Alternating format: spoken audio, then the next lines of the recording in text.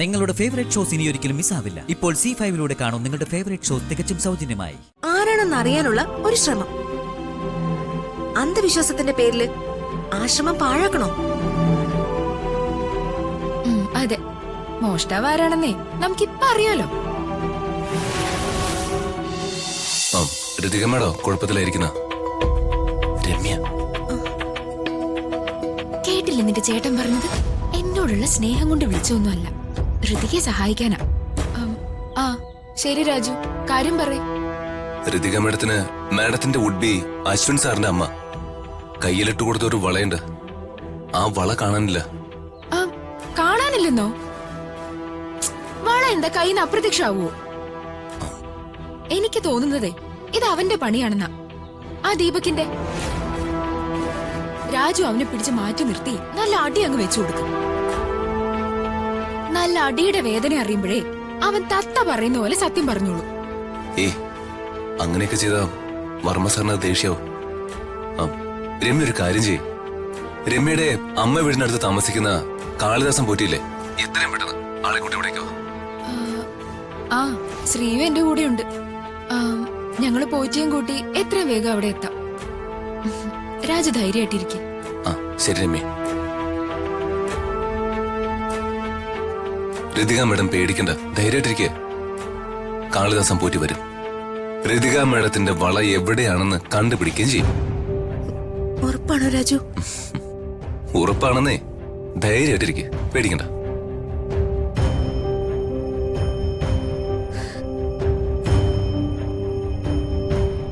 വള കിട്ടിയില്ലെങ്കിൽ അച്ഛനത് വലിയ ദേഷ്യവും. ദൈവമേ, ആ വള തിരിച്ചു കിട്ടണേ. എന്തെങ്കിലും ഒരു കാര്യം ഉത്തരവാദിത്തത്തോടെ ഭംഗിയായിട്ട് അവൾ ഇതുവരെ ചെയ്തിട്ടുണ്ടോ? ഞാൻ പറയുന്നതിനാണ് എല്ലാവർക്കും എന്നോട് പരാതി. അവള് കാണിച്ചു കൂട്ടലൊന്നും ഒരു കുഴപ്പമില്ലെന്നാണോ? എന്തു പറ്റി പ്രതാപ? എന്ത് പറയണ ചേച്ചി, എന്റെ വിധി. ഇനി ശ്രീകരുടെയും പരമേശ്വരന്റെ മുഖത്ത് ഞാൻ എങ്ങനെ നോക്കും? അവര് 3 തലമുറകളിലേറെയായി കൈമാറി വന്ന സ്വർണ്ണ കങ്കണമായിരുന്നു അത്. അത് അവളെ എവിടെ കൊണ്ടേ കളഞ്ഞു. അയ്യോ, അവർ വരാൻ സമയമായല്ലോ. അവരോട് ഇനി എന്തു പറയും? വിവാഹം കഴിയുന്നത് വരെ ആ വള കയ്യിൽ നിന്ന് ഊരരുതെന്ന് അവര് പ്രത്യേകം പറഞ്ഞതല്ലേ. ഇനിയിപ്പോ എന്ത് ചെയ്യും? എന്ത് ചെയ്യാൻ? അവളുടെ തലയെടുത്ത് അതായിരിക്കും, അല്ലാതെ എന്ത് പറയാനാ? ഋതികയുടെ തലയിൽ എഴുതിയിരിക്കുന്നത് മാറ്റി എഴുതുന്ന ആള് ഞാനാ പ്രതാപ. സാക്ഷാൽ ബ്രഹ്മാവിന് പോലും ഇനി ഒന്നും ചെയ്യാൻ കഴിയില്ല. നമ്മുടെ വീട്ടിൽ നിന്ന് ആ വള എവിടെ പോവാനാ ചേട്ടാ? ഇതാരെങ്കിലും എടുത്തതാണോന്ന് എന്റെ സംശയം. ഋതുമോളുടെ അശ്രദ്ധ കാരണം ഉണ്ടായതിനെ വേറെ ആരുടെങ്കിലും തലയെ കെട്ടിവെക്കണോ ശേഖര? അല്ല, ഋതുമോളുടെ വള ആരും മോഷ്ടിക്കാനാ? ഈ വീട്ടിലെ ജോലിക്കാരോ? അങ്ങനെയൊന്നും ചിന്തിക്കാൻ പോലും പാടില്ല. എല്ലാവരും നല്ല ആളുകളാ.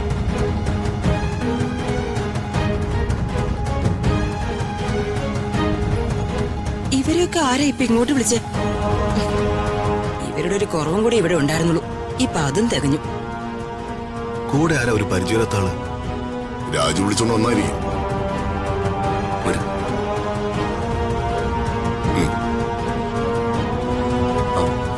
വർമ്മ സാറേ, ഇത് കാളിദാസൻ പോറ്റി. നമസ്കാരം. നമസ്കാരം. രമ്യക്ക് പരിചയമുള്ള ആളാ. എന്ത് വസ്തുക്കൾ കളവ് പോയാലും പോറ്റിയത് വെറ്റിലയിലും മഷി നോക്കി എടുത്താരാണെന്ന് പറയും. എന്റെ അമ്മയുടെ വീടിനടുത്താ ഈ പോറ്റിയുടെ വീട്. ഒരുപാട് ദൂരെന്ന് വരെ പോറ്റിയെ കാണാൻ ആളുകൾ വരാറുണ്ട്. ഒരു തവണ കോളേജിലെ ഒരു കുട്ടിയുടെ വീട്ടിലെ മോഷണം നടന്നു. പോറ്റിയാണ് കള്ളനെ മഷി നോക്കി കണ്ടുപിടിച്ചു കൊടുത്തത്. എന്താ രാജു ഇതൊക്കെ? ശ്രീകലയും പരമേശ്വരനും വരുന്നതിന് മുമ്പ് കാണാതെ പോയ കങ്കണം നീ കണ്ടുപിടിക്കാന്ന് ബാക്കുന്നപ്പോ എനിക്ക് എന്തൊക്കെയോ പ്രതീക്ഷ ഉണ്ടായിരുന്നു. ഇതിപ്പോ വെറ്റില ജോത്സ്യം എന്നൊക്കെ പറഞ്ഞാൽ എനിക്കിതിലൊന്നും ഒരു വിശ്വാസമില്ല. കാളിദാസൻ പോറ്റിക്ക് ഈ വിദ്യ തലമുറകളായിട്ട് ലഭിച്ച സ്ഥിതിയാ. നമുക്കൊന്ന് ട്രൈ ചെയ്ത് നോക്കാലോ. ജ്യോതിഷത്തിൽ വളരെ ഫലപ്രദമായ പ്രശ്നരീതികളിൽ ഒന്നാണ് വെറ്റില ജ്യോത്സ്യം. ദൈവത്തിന്റെ പ്രതിരൂപമാണ് വെറ്റില. പിതൃക്കന്മാരുടെ അനുഗ്രഹം കൊണ്ട് തലമുറകളായി കൈമാറി വന്ന എന്റെ എളിയ സിദ്ധി കൊണ്ട് വർമ്മ സാറിന്റെ കുടുംബത്തിനുണ്ടായ ഒരു പ്രശ്നം അത് പരിഹരിക്കാനാവുമല്ലോ എന്നുള്ള സന്തോഷത്തോടെയാണ് രമ്യ മോള് വിളിച്ചപ്പോ തന്നെ ഞാൻ ഓടി ഇങ്ങോട്ട് വന്നത്. വർമ്മ സാറിന് താല്പര്യമില്ലെങ്കിൽ പിന്നെ രാജു, എന്നാ പിന്നെ ഞാൻ ഇറങ്ങട്ടെ. പോറ്റി, ഒരു നിമിഷം. വർമ്മ സാറേ, ഋതികയുടെ വള എവിടെയെങ്കിലും വീണു പോയതായിരിക്കും, അല്ലെങ്കിൽ ആരെങ്കിലും മോഷ്ടിച്ചതായിരിക്കും. ഒരു കാര്യം ഞാൻ ഉറപ്പു പറയാം, കാളിദാസൻ പോറ്റി വെറ്റിലെ മഷിയിട്ട് നോക്കിയ നഷ്ടപ്പെട്ടു പോയ വള തനിയെ നടന്നിവിടെ വരും. നോൺസെൻസ്. ഏത് കാലത്താ നിങ്ങളൊക്കെ ജീവിക്കുന്നേ? ഈ കാലത്തും മന്ത്രതന്ത്രങ്ങളും മഷിനോട്ടമൊക്കെ ആരെങ്കിലും വിശ്വസിക്കോ? മോളെ രമ്യേ, ഇത് നിന്റെ അമ്മയുടെയും അമ്മൂമ്മയുടെയും കാലമൊന്നും അല്ല. വർഷങ്ങൾ കുറെ മുന്നോട്ട് പോയി. മോളത് അറിഞ്ഞില്ലായിരിക്കും. യാമിനി, പോറ്റി ഇതുവരെ വന്നതല്ലേ, എന്തെങ്കിലും ചില്ലറ കൊടുത്ത് പറഞ്ഞേക്ക്.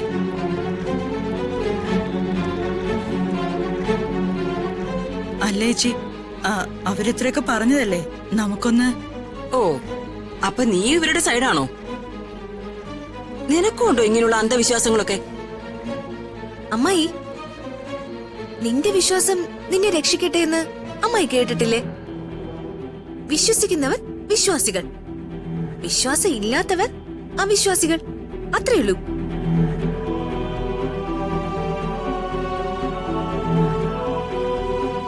നഷ്ടപ്പെട്ടത് എന്റെ കയ്യിൽ കിടന്ന വളയാ. അതെടുത്തത് ആരാണെന്ന് അറിയാനുള്ള ഒരു ശ്രമം. അന്ധവിശ്വാസത്തിന്റെ പേരില് ആശ്രമം പാഴാക്കണോ? അതെ, മോഷ്ടാവ് ആരാണെന്നേ നമുക്കിപ്പ അറിയാലോ.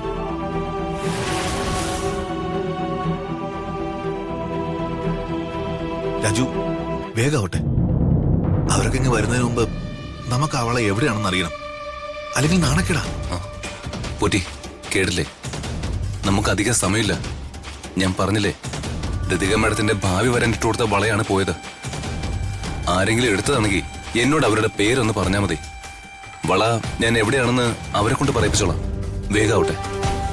ഇരിക്കും.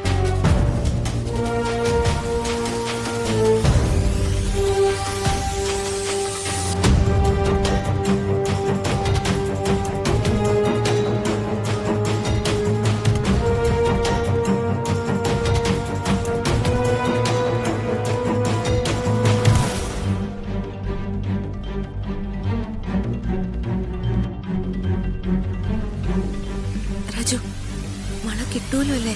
മാഡം പേടിക്കാതെ, ഇപ്പൊ കിട്ടുന്നേ. ഒരിക്കൽ അമ്മയുടെ മോതിരം കാണാതെ പോയി. പോറ്റിയാ മോതിരം എവിടെയെന്ന് കണ്ടുപിടിച്ച് പറഞ്ഞു.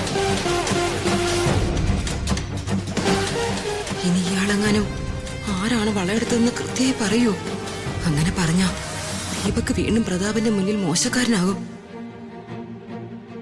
പിന്നെ പ്രതാപൻ ഒരിക്കലും ഋതികയെ ദീപകിന് വിവാഹം ചെയ്തു കൊടുക്കാൻ സമ്മതിക്കില്ല.